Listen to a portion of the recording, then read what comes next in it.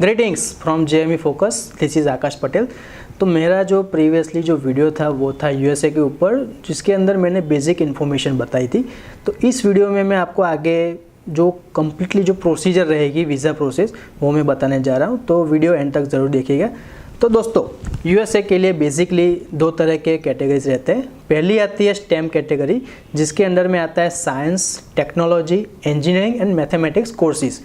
वो ये कोर्सेज जो है स्टेम कैटेगरी वाले, उसके अंदर अगर आप एडमिशन लेते हो तो आपको पहले 12 मंथ्स की OPT मिलेगी। OPT यानी कि ऑप्शनल प्रैक्टिकल ट्रेनिंग। वो अगर ख़त्म होती है तो उसके बाद आपको 24 मंथ्स का एक्सटेंशन उसके अंदर मिलता है। अगर आप नॉन स्टेम कैटेगरी में जाते हो यानी कि मैनेजमेंट कोर्सेज लेके आप जाते हो तो आपको 12 मंथ्स का OPT मिलेगा।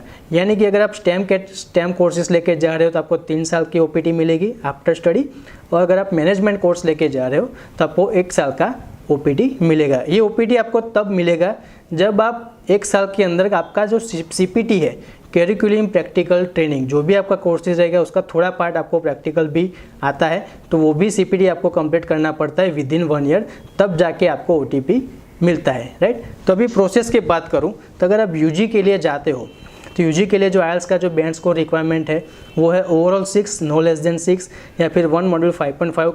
किसी कोर्स और कॉलेजेस भी एक्सेप्ट करते हैं। अगर आप PG यानी कि मास्टर्स के लिए जा रहे हो तो ओवरऑल 6.5, नो लेस देन 6, या फिर कई कॉलेज ऐसे भी होती है जो ओवरऑल 6, 1 मॉड्यूल 5.5 पे भी आपको ऑफर दे देता है। तो प्रोसेस की अगर मैं बात करूँ तो जो डॉक्यूमेंट्स की रिक्वायरमेंट है वो मैं आपको बताऊँ। सबसे पहले आपको लगेगा पासपोर्ट का आपका फ्रंट और लास्ट पेज। दूसरा आपका 10th का मार्कशीट, आपका 12th का मार्कशीट, आपका स्कूल का लिविंग सर्टिफिकेट। अगर आप बैचलर्स ख़त्म करके मास्टर्स के लिए जा रहे हो तो बैचलर्स की सभी मार्कशीट, अगर आपको बैकलॉग भी है तो वो भी मार्कशीट आपको ऐड करनी पड़ेगी। उसके बाद आपको कॉलेज की ओर से आपका जो LOR है, लेटर ऑफ रिकमेंडेशन, वो रिक्वायरमेंट रहेगा। ट्रांसक्रिप्ट भी रिक्वायरमेंट रहेगी। अगर आप 12th के बाद जाते हो तो स्कूल में से आपको ट्रांसक्रिप्ट लेना पड़ेगा, स्कूल में से आपको LOR भी लेना पड़ेगा। उसके अलावा आपका जो IELTS का जो रिज़ल्ट है, अगर आप IELTS दे के जा रहे हो, PT दे के जा रहे हो, TOEFL के बेस पे जा रहे हो, या फिर आप GRE भी दे रहे हो, अगर आप विदाउट IELTS यानी कि MOI के बेस पे जा रहे हो तो कॉलेज में से आपको मीडियम ऑफ इंस्ट्रक्शन यानी कि MOI लेटर भी आपको निकालना पड़ेगा। उसके बाद आपको आपका जो अपडेटेड रेज्यूमे यानी कि CV वो भी लगेगा, और एडिशनल डॉक्यूमेंट में आपको लगेगा इमरजेंसी कॉन्टैक्ट पर्सन डिटेल, यानी कि आप अपनी फैमिली मेम्बर का कोई भी एक फैमिली मेम्बर का डिटेल आप दे सकते हो। ये सभी डॉक्यूमेंट्स के बाद अगर आप स्टेम या नॉन स्टेम कैटेगरी में आप जाते हो तो किस कॉलेज में आप एप्लीकेशन करोगे, तो अभी USA में कैसा है कि कई सारे कॉलेज फ्री है और कई सारे कॉलेज ऐसे हैं जिसका एप्लीकेशन चार्ज रहता है। तो जो एप्लीकेशन चार्ज है $60 है, $65 है, $70 है, ये जो भी चार्ज रहेगा वो आपका क्रेडिट या डेबिट कार्ड से पे होगा।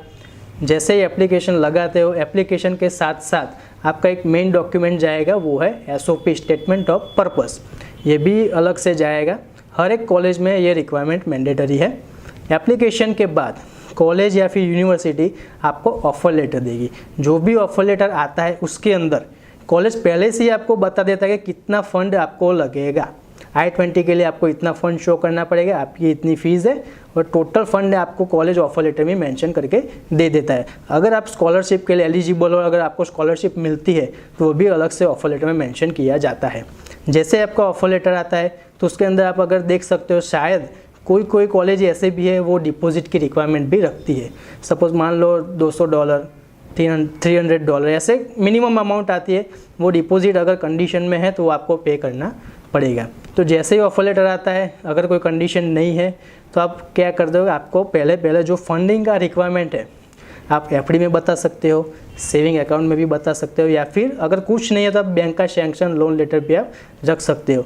उसके बेस पर आपको I-20 कॉलेज इश्यू करेगा। I-20 कॉलेज तभी इश्यू करते हैं जब आपकी कॉलेज या फिर यूनिवर्सिटी SCVP सर्टिफाइड हो। SCVP in the sense student and exchange visitor programme.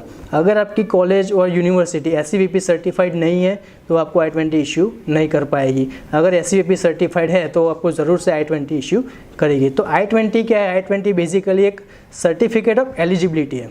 I-20 के अंदर आपकी पर्सनल डिटेल, आपकी कॉलेज की डिटेल, आपका कॉलेज का कोर्स का जो स्टार्ट डेट एंड डेट रहेगा, उसका जो फंडिंग है यानी कि फाइनेंशियल पार्ट, आपकी पर्सनल इन्फॉर्मेशन, कॉलेज का जो कोड है, आपका जो कैटेगरी F1 स्टूडेंट वीज़ा की वो, और अगर आप कॉलेज में जाते हो तो किसका आपको कांटेक्ट करना है, वो सारी की सारी डिटेल I-20 में मेंशन होती है। तो जैसे ही I-20 आती है, I-20 के लिए आप अप्लाई करोगे, जैसे ही कॉलेज आपको I-20 इशू करता है उसके बाद पहले आपको करना पड़ेगा DS-160 फॉर्म। DS-160 फॉर्म क्या है कि नॉन इमिग्रेंट फॉर्म है, जिसमें एप्लीकेंट की personal detail, family information detail, travel information detail, education detail, आपने इंडिया में क्या पढ़ा और आप आगे जाके क्या पढ़ने वाले हो, सारी की सारी कॉलेज की डिटेल, कोर्स की डिटेल, राइट, वगैरह सब आपको अंदर फिल करना पड़ता है। सिक्योरिटी इन्फॉर्मेशन हो गया, ट्रैवल इन्फॉर्मेशन हो गया, यूएस का कोई पॉइंट ऑफ कांटेक्ट हो गया, ये सारी की सारी डिटेल आपको DS-160 में मेंशन करना पड़ता है। उसका जो कंफर्मेशन जो पेज है वो आपको एम्बेसी में लेके जाना पड़ता है। उसके बाद आता है सर्विस फीस का पेमेंट। तो सर्विस फी क्या है कि service in the sense student and exchange visitor information system, ये एक वेब बेस्ड पोर्टल है। इसके अंदर क्या रहता है, आपका जो नॉन इमिग्रेंट स्टूडेंट है उसके सारी की सारी डिटेल अंदर ट्रैक रहते हैं। तो डिपार्टमेंट ऑफ होमलैंड सिक्योरिटी है वो सर्विस के थ्रू आपका सारा का सारा पूरा का प्रोग्रेस जो है वो आपको अंदर ट्रैक करता है कि स्टूडेंट किस अभी F1 कैटेगरी पे है या M1 कैटेगरी पे है या फिर J1 कैटेगरी पे, सारी की सारी आपकी जो प्रोसेस वो ट्रैक करता रहता है। सर्विस फी आपको भरना पड़ता है $350, यानी कि इंडियन करेंसी में बात करूँ तो 25,000 इंडियन रुपीज़ अप्रॉक्सीमेट आपको सर्विस फ़ी का पेमेंट करना पड़ता है। जैसे आप सर्विस फ़ी पे करते हो तो आपको एक सर्विस नंबर मिलेगा। सर्विस का जो वैलिडिटी है वो 1 ईयर का रहता है। अगर आपका कॉलेज और यूनिवर्सिटी SCVP सर्टिफाइड नहीं है तो सर्विस के थ्रू आपको I-20 इश्यू नहीं होगा। तो मेक श्योर ये करिएगा कि आप ऐसे ही कॉलेज में आप एडमिशन लो जो SCVP सर्टिफाइड हो। जैसे ही सर्विस फ़ी का पेमेंट होता है फिर नेक्स्ट आपको करना पड़ता है वीज़ा फ़ी का पेमेंट। जो वीज़ा फ़ी का जो पेमेंट रहता है वो रहता है $185, यानी कि 15,000 से लेकर 16,000 इंडियन रुपीज़ के अंदर आपको भरना पड़ता है। ये आप 2 तरह के पेमेंट आप कर सकते हो, या फिर आप ऑनलाइन भी कर सकते हो या फिर बैंक के वाउचर थ्रू भी आप पे कर सकते हो। तो हम आपको यही सजेस्ट करेंगे, अगर आपको वीज़ा फ़ी पे करनी है तो बैंक के वाउचर थ्रू ही आप प्रोसेस करो, ताकि उसका जो कन्फर्मेशन है आपको ऑन द स्पॉट मिल जाए। तो जैसे ही तीनों के तीनों पेमेंट होते हैं उसके बाद आप एम्बेसी का जो इंटरव्यू स्लॉट और बायोमेट्रिक का जो स्लॉट है वो आप बुक कर सकते हो। जी हाँ, आपको 2 स्लॉट बुक करने पड़ेंगे। पहला जो स्लॉट रहेगा वो आपको बायोमेट्रिक का रहेगा, और दूसरा जो रहेगा वो आपका जो कॉन्सुलेट ऑफिसर यानी कि जो वीज़ा ऑफिसर है उसका इंटरव्यू के पास आपको जाना पड़ेगा।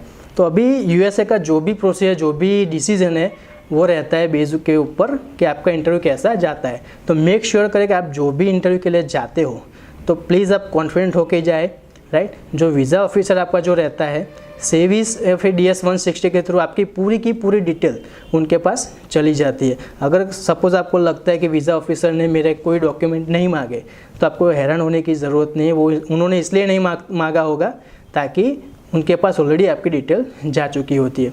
तो जो भी डिसीजन रहता है वीज़ा ऑफिसर के, जो आपको इंटरव्यू लेता है उनके ऊपर रहता है। तो जैसे अगर आपको वीज़ा ऑफिसर ने बता दिया कि congratulation, that means your visa has been granted, right. तो जैसे ही आपका वीज़ा डिसीजन जो भी पॉजिटिव या फिर नेगेटिव रहता है, अगर पॉजिटिव रहता है तो आपका जो पासपोर्ट है वो आपको घर पे कुरियर वो कर देते हैं, अगर नहीं मिलता तो आपको पासपोर्ट वापस दे देते हैं।